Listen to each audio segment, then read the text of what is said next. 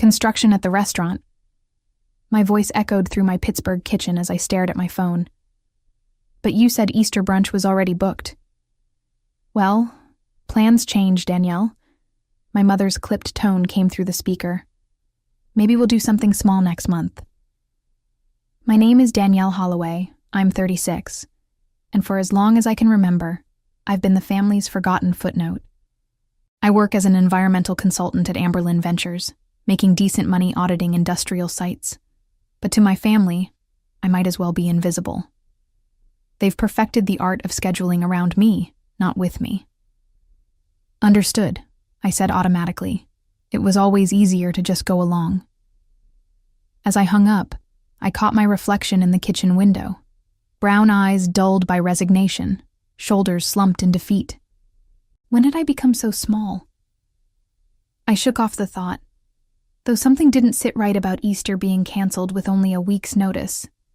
The construction excuse felt flimsy, but I'd learned not to question the family narrative. I pushed aside my rising skepticism and texted my friends. At least they wanted me around. But as I typed, a nagging sensation crept up my spine, the same feeling I got when checking spreadsheets for hidden errors. Something was wrong, but I couldn't pin it down yet. Standing in my bathroom Sunday morning, I applied mascara and tried to ignore the hollow feeling. Easter had always been important to our family. My grandmother's tradition of matching pastel outfits and her famous hot cross buns. Last year, I'd worn a lavender dress that nobody noticed. The year before, green. My sister Harper always got compliments, even when she showed up in jeans. You're overthinking it, I told my reflection. Katie, my cousin and closest family ally, had been oddly quiet lately. Usually, she'd text me details about the cancellation, maybe suggest we meet up anyway. But her silence felt different this time. At family gatherings, she was my buffer, the one person who remembered to include me in photos, to ask about my job. I remembered last Thanksgiving when my Aunt Patricia asked if I was still doing that environmental thing. Katie had jumped in. She's auditing major companies. It's important work. My mother had just nodded absently, then turned to discuss Harper's latest interior design project. My phone buzzed, texts from my friends confirming brunch at the North Peak Grill. At least someone wanted my company. I slipped into a soft blue dress, telling myself this was better anyway. No forced small talk, no competing with Harper's latest achievements. Just mimosas and genuine conversation. Still, as I grabbed my keys, I noticed the family group chat, the one I'd been removed from 3 months ago when they switched to a smaller planning group. They'd claimed it was just for the holiday committee, but everyone was in it except me. The North Peak Grill hummed with Easter energy. My friends, Jules from yoga class and Brooke from the environmental board, welcomed me with genuine hugs. We settled at a sunny table, mimosas glinting like liquid gold. So your family canceled? Jules asked, stirring her drink. Construction, I said automatically, the lie tasting bitter on my tongue. Brooke raised an eyebrow. In April? That's odd timing. Right? I shrugged, deflecting. But my mom said... My phone lit up mid-sentence. A notification from Katie. My heart lurched. She never used the group chat when I was explicitly excluded. I grabbed my phone, nearly dropping it. Katie. Best private dining room ever. Below, a string of photos. My breath caught. The Goldspur Collective restaurant's private room, walls gleaming with Easter decorations. My mother at the head table, wearing her signature pearl earrings. My father in his Sunday suit. Harper, perfectly poised in cream-colored silk. Aunts, uncles, cousins. Even the Johnsons from next door. Everyone I'd just been told wouldn't be gathering today, seated at a massive table set with fine china and pastel flowers. My hands shook as I scrolled through the images. There was Grandma's Easter bread, the one she supposedly didn't have time to make this year. There were the matching pastel napkins my mother always insisted upon. There was my own empty place setting, right between Uncle Tom and Aunt Susan, pretending I simply didn't exist. Jules noticed my sudden pallor. "Danny, everything okay?" "Fine," I managed, my voice thick with shock. My fingers moved on autopilot, screenshotting each photo before Katie could delete them. The evidence mounted with each click, but the real sting came with Katie's next message. "Sorry, wrong group." Too late. The truth stared back at me from my phone screen. A carefully orchestrated lie designed to keep me away. My family hadn't just excluded me, they'd actively deceived me, then gathered to celebrate without me. The betrayal cut deeper than any accidental oversight ever could. I set my phone down with deliberate care, though inside something fundamental was shifting. For years, I'd accepted their treatment as thoughtless oversight. But this was intentional cruelty. My hands were steady as I lifted my mimosa, though every part of me wanted to scream. The private dining room in the photos mocked me, a space large enough to include everyone, yet somehow not big enough for me. I'd been erased from their Easter celebration as thoroughly as if I'd never existed, but now I had proof of their deliberate deception, and something told me this evidence would become crucially important. The weeks after Easter were torture. Each family member continued acting as if nothing had happened. My mother called once to criticize my silence lately, but never mentioned Easter. Harper texted a selfie from her new apartment, complete with matching throw pillows. Not one word about the gathering. I went about my days at Amberlin Ventures, auditing environmental compliance reports, but my mind kept drifting to those screenshots. I'd saved them in a separate folder titled Project Family Reunion. I wasn't sure yet what I'd do with them, but they felt like ammunition I might need. At work, my boss Preston noticed my distraction during our weekly meeting. "Everything okay, Danielle? You seem elsewhere today." "Just some family stuff," I managed. Preston nodded knowingly. "Family's complicated. Take care of yourself." His kindness almost broke me. Why couldn't my actual family offer such basic consideration? I excused myself to the bathroom, looking at the screenshots again, trying to understand how they could be so cruel. The worst part wasn't even being excluded. It was being so thoroughly erased that my own cousin could accidentally include me in photos meant for someone else. 2 weeks passed. My phone rang Saturday morning, an unknown Pittsburgh number. Heart racing irrationally, I answered. "Danielle, it's Aunt Patricia. We're planning Memorial Day lunch at the club. You'll come, right?" The casual request felt like stepping into quicksand. "The club?" "The Hollowgate Club, dear. Where we always go, 1 o'clock. Don't be late like last time." Last time? What last time? I hadn't been invited to Memorial Day in 3 years. My mouth opened to ask, but she'd already hung up. My hands trembled as I stared at the phone. This had to be another setup. The club was the family's fancy venue for major celebrations.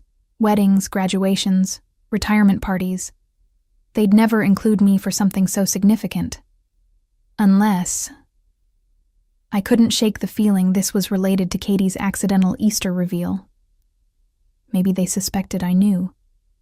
Maybe they were testing me. Or maybe they'd decided to make amends in their own twisted way. Whatever it was, I felt like prey walking into a carefully laid trap. The next days crawled by. I checked my phone obsessively, waiting for the cancellation call that surely would come, but it never did. Instead, Harper texted Thursday night, "Looking forward to seeing you Monday." The message felt wrong. Harper never looked forward to seeing me. This was definitely a trap. But what kind? And why? I'd kept quiet about Easter, never confronted anyone. What more did they want? As Memorial Day approached, my anxiety built. I tried focusing on work, but even my environmental audits couldn't distract me. My boss Preston suggested I take Friday off to recharge for the weekend, not realizing my weekend would be an emotional minefield. I stood in my closet Friday evening, staring at clothes that might or might not matter. Should I dress up for a family event I wasn't actually invited to? Or would showing up prepared expose that I knew about their Easter deception? The screenshots on my phone seemed to pulse with importance. Whatever was happening Monday, I had a feeling those photos would play a crucial role. I just had to figure out how to use them without burning down every remaining family bridge. Though at this point, what bridges remained worth saving? Memorial Day arrived with perfect weather that mocked my inner turmoil. I chose a simple navy dress, nice enough to respect the occasion, casual enough to downplay my expectations. As I drove to the Hollowgate Club, my phone sat silent beside me, those Easter screenshots a digital weight in my pocket. The club's circular driveway was packed with familiar cars. Harper's BMW, Uncle Tom's Lexus, even the Johnsons' minivan. My stomach churned as I parked in the back lot. Walking through the ornate lobby, past crystal chandeliers and oil paintings, I felt like an imposter despite my invitation. The hostess greeted me warmly. "Holloway party? Right this way." In the private dining room, my family was already seated around a massive table. My mother's eyes flickered over me dismissively before returning to her conversation with Aunt Patricia. Harper glanced up, offering a tight smile that didn't reach her eyes. Only Katie seemed genuinely pleased to see me, standing to give me a hug. "You made it," she whispered. "I wondered if you'd come." "Of course she came," my mother interjected coldly. "She's family." The word hung in the air like a challenge. My father nodded absently, already telling Uncle Tom about his golf game. I took the empty seat between Katie and my grandfather, who at least patted my hand. "Glad you're here, Danielle. Don't see you enough." "No," I said quietly. "You don't." The lunch proceeded with strained normalcy. Conversations swirled around me about people I barely knew, places I'd never been invited to visit. Harper dominated the discussion with her latest interior design triumph, some millionaire's lake house. "The client insisted on sustainable materials," Harper said meaningfully. "Maybe Danielle knows about that stuff." All eyes turned to me. The environmental consultant. How quaint, their expressions seemed to say. I opened my mouth to respond, but my mother cut in. "Oh, let's not bore everyone with work talk. This is family time." Family time. The words echoed mockingly in my head, bringing back every Easter photo. The private dining room, the elaborate table setting, the empty spot where I should have been. My fingers found my phone in my lap, thumb hovering over the photo folder. Just then, Uncle Tom's phone rang. He excused himself to take the call, returning minutes later with news that shifted everything. "Well, looks like we'll need to celebrate Cousin Robert's wedding after all. His fiancé's parents backed out of hosting. They want to know if we can step up." My mother sighed dramatically. "We're already hosting the summer's end garden party at the house. That's enough entertaining for one season. Unless," Aunt Patricia said slowly, "we combine them? A massive celebration? Like a family reunion?" The word hit me like ice water. "Reunion?" I asked, my voice barely steady. "Not exactly," my mother said quickly. "Just bringing everything together. Though with the house full, space would be tight."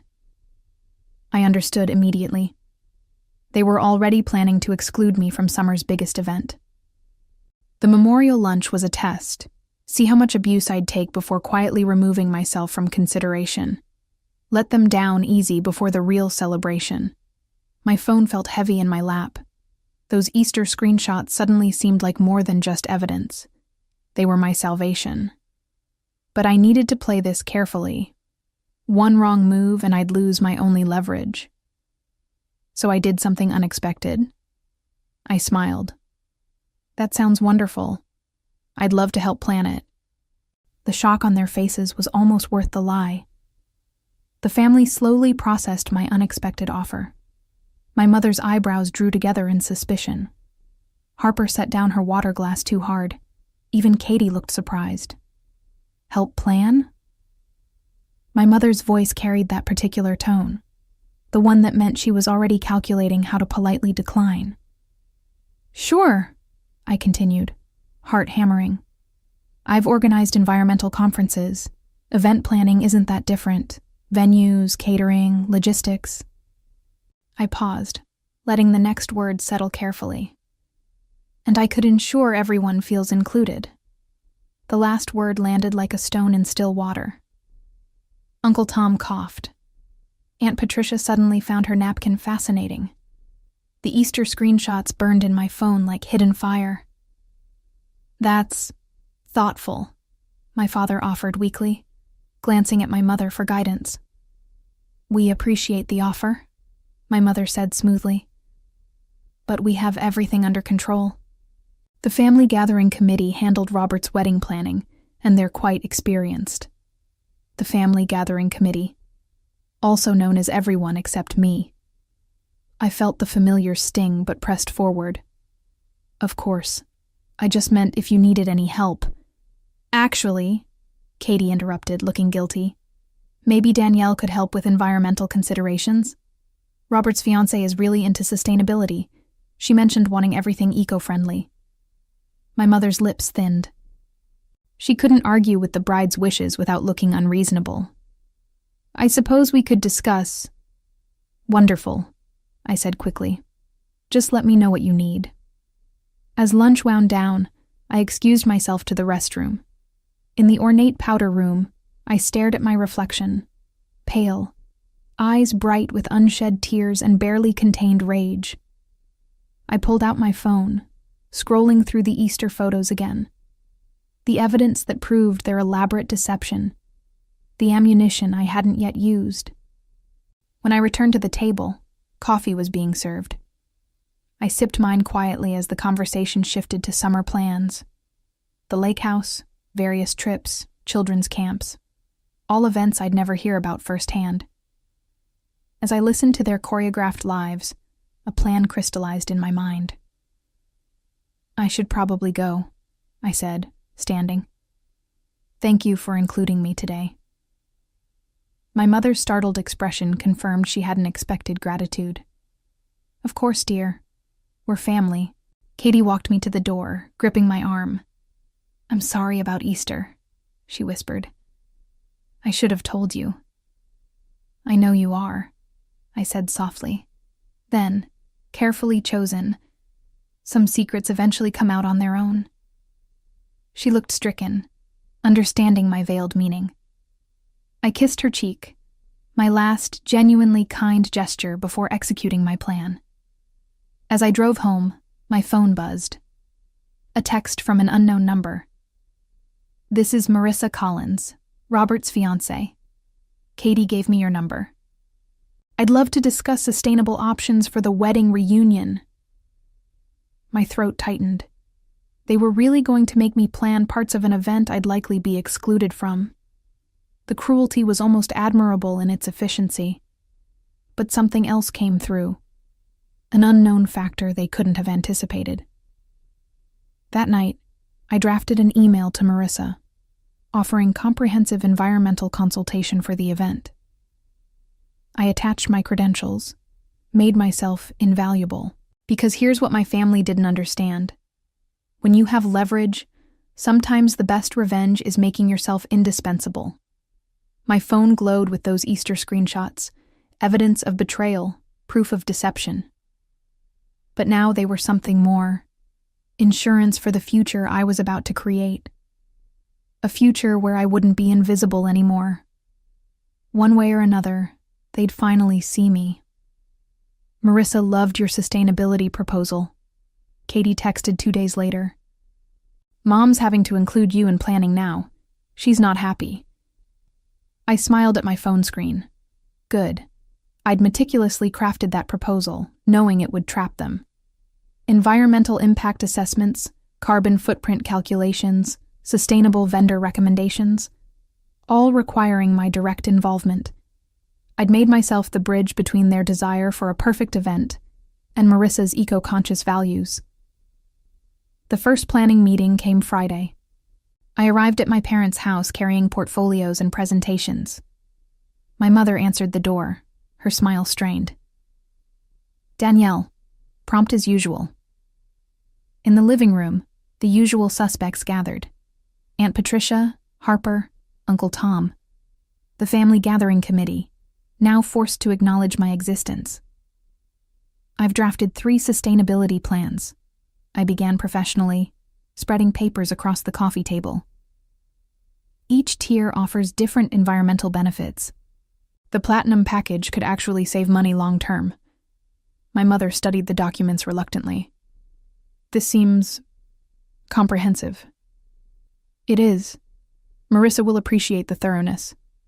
I pulled out my phone deliberately. I documented similar projects for Amberlin Ventures. Would you like to see? As I swiped through work photos, the Easter screenshots remained safely in my Project Family Reunion folder. But my finger hovered nearby. A subtle reminder of what I could reveal. My mother noticed the gesture, her eyes sharpening. We'll review these, she said quickly. I'm sure you have other commitments. Actually, I cleared my schedule. Marissa and I have a conference call Monday to finalize details. I gathered my papers with deliberate care. She said she trusts my judgment completely. The power shift was palpable. For once, they needed me more than I needed them. I was no longer the forgotten daughter they could exclude at will. I was the environmental consultant with the bride's ear, essential to their perfect event. And everyone in that room knew it. Over the following weeks, I wove myself into every aspect of the event. Marissa and I developed a genuine rapport. She wasn't just eco-conscious, she was genuinely kind. As we discussed catering options via video chat, she mentioned something that shifted everything. Katie said you're so organized. I can't believe your family doesn't involve you more often. Her smile faltered. Oh, did I say something wrong? No, I assured her, though my mind raced. Actually, there's something you should know. I made a decision. Scrolling to my Easter photos, I turned my laptop screen toward her. This was Easter Sunday, the day my mother told me our family brunch was canceled due to construction. Marissa's face transformed from confusion to outrage as I showed each photo. Oh my God. They deliberately excluded you? And planned to invite me to help organize the event I'd likely be disinvited from? Her anger was cathartic.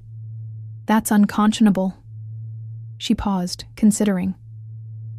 You know, Robert and I were considering posting our wedding photos in a sustainability article for the Pittsburgh Environmental magazine, with your expertise highlighted. A slow smile spread across my face. That sounds wonderful. By evening, Marissa had texted Robert about my Easter revelation. By morning, Robert had called every family member, livid at their treatment of me. My phone exploded with messages. Katie, I'm so sorry. I should have defended you better. Uncle Tom, we need to talk about this properly. Even Harper. Mom's freaking out. Robert's threatening to cancel everything. But the text that satisfied me most came from my mother. We need to discuss this family situation. Let's meet privately. The balance had finally tipped in my favor. For once, they would have to face consequences for their cruelty. Now I stood here in my Pittsburgh kitchen, watching my family's carefully constructed facade crumble through text messages and voicemails. The Easter screenshots that once made me feel invisible now gave me complete clarity about who I was. Not the forgotten daughter, but the woman who finally found her voice.